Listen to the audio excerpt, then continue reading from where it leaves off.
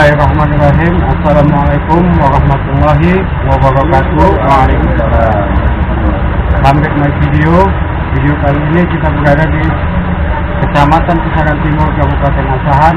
Video kali ini kita akan coba membahas permasalahan hukum tentang pernikahan siri.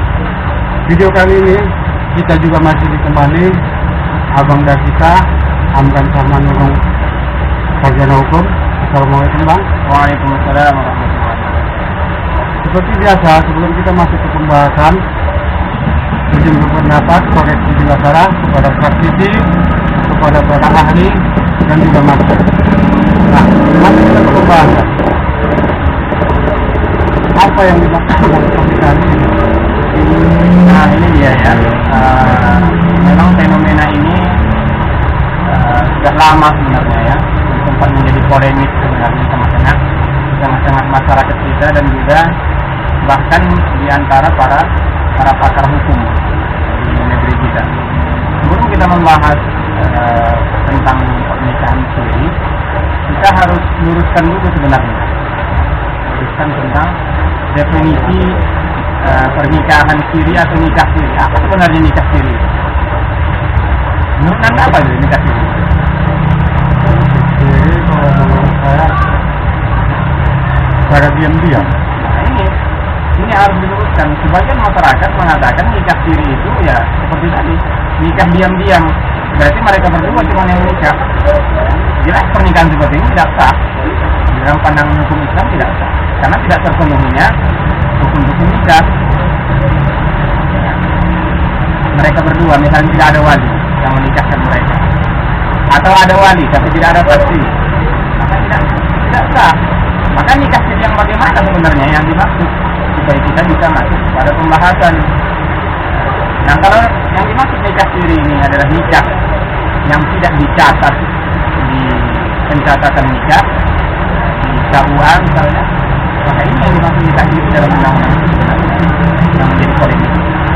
Apakah nikah siri itu sah secara agama? Kalau secara agama nikah siri itu sah, bukan hanya secara agama, bahkan secara undang-undang hukum positif di negara kita. Nah, kalau di dalam agama Islam, misalnya, pernikahan itu sah apabila terpenuhi 5 rukunnya. Ada calon suami, ada calon istri, ada wali, 2 orang saksi, ijab dan qabul. Jelas, ya, sah berarti pernikahannya sah. Karena pencatatan nikah bukan termasuk bukan termasuk syarat sah nikah. Demikian juga dalam hukum positif kita, Undang-Undang Nomor 1 Tahun 74 mengatakan bahwa pernikahan adalah sah apabila dilakukan menurut agamanya masing-masing dan kepercayaan. Itu masalahnya. Jadi apa konsekuensi hukum bagi anak hasil pernikahan siri? Nah, ini dia yang bermasalah sebenarnya. Kalau seseorang menikah siri dalam arti terpenuhi rukun-rukun nikahnya menurut Islam, kalau kita umat Islam ya, artinya sah, tetapi ada konsekuensi hukum yang akan ditanggung oleh anak hasil dari nikah siri ini. Anak bahkan istri sebenarnya, istri juga akan mendapatkan konsekuensi hukum ketika ada masalah. Nah, ini kalau ketika ada masalah, kalau tidak ada masalah maka semuanya baik-baik saja. Ketika ada masalah, maka si anak tadi juga akan bermasalah. Kenapa? Karena menurut hukum perdata, orang yang nikah siri itu dia tidak memiliki hak keperdataan dengan ayahnya, tapi memiliki hak keperdataan hanya dengan ibunya. Nah, selanjutnya Pak, bagaimana dia seseorang yang telah menikah siri namun bercerai? Nah, kalau seseorang yang akan bercerai, padahal sebenarnya awalnya nikahnya adalah nikah siri, maka langkah yang harus mereka lakukan adalah mereka harus ke pengadilan untuk melakukan isbat nikah.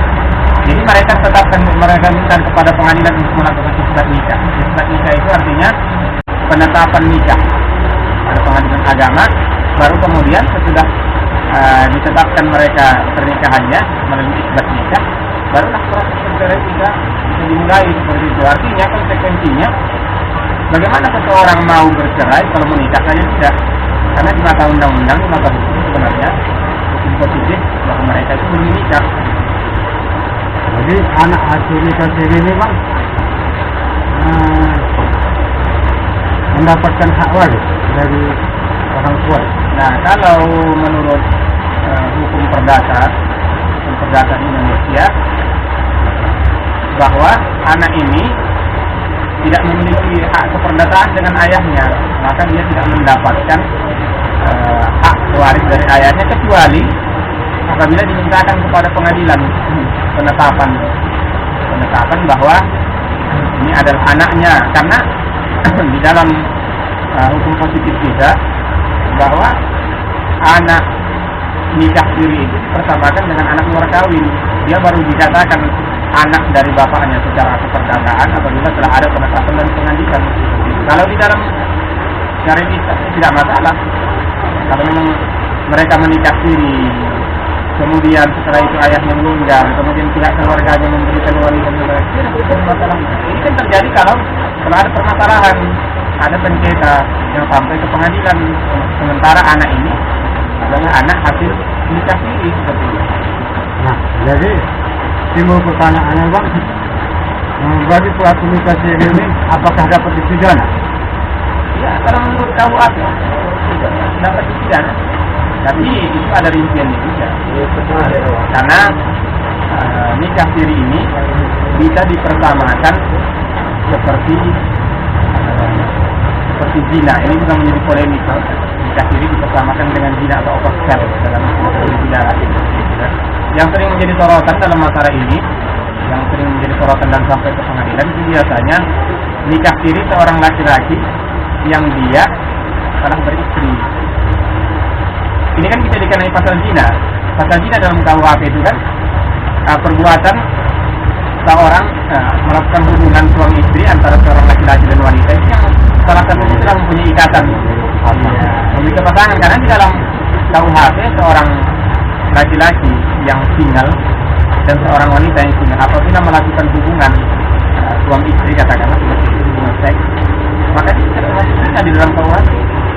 Zina itu dikatakan apabila salah satu dari keduanya telah memiliki hubungan. Maka orang yang menikah siri ini apabila si suami ini telah memiliki hubungan atau telah kemudian dia menikah siri, nah ini yang sering naik sampai ke pengadilan.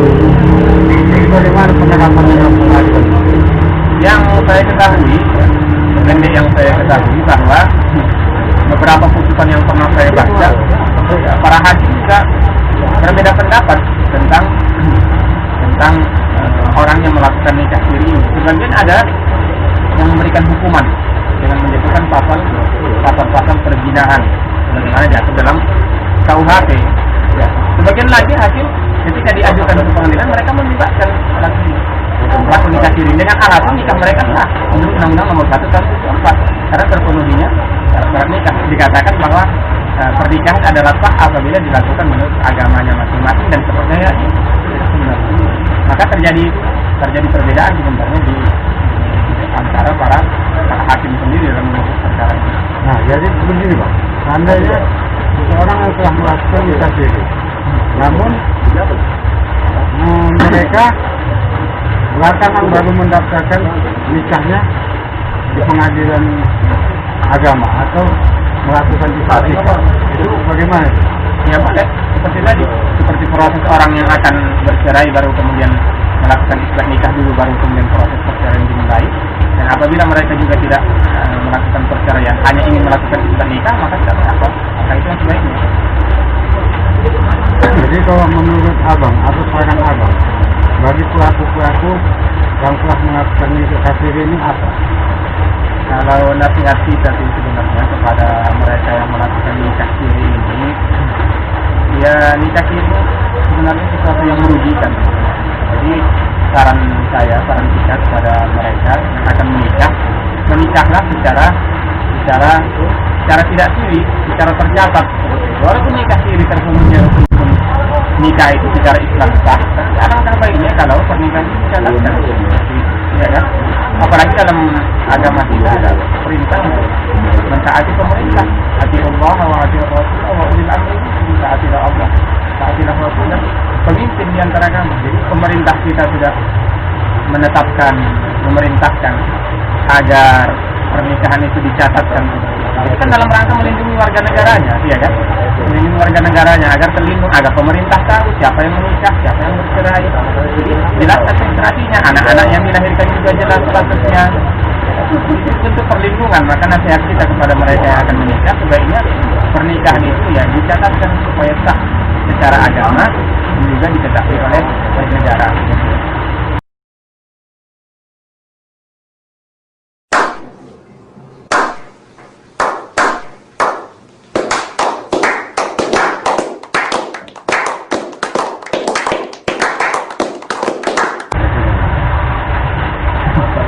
Oke, mungkin video kami sudah sangat jelas tentang pernikahan siri ini.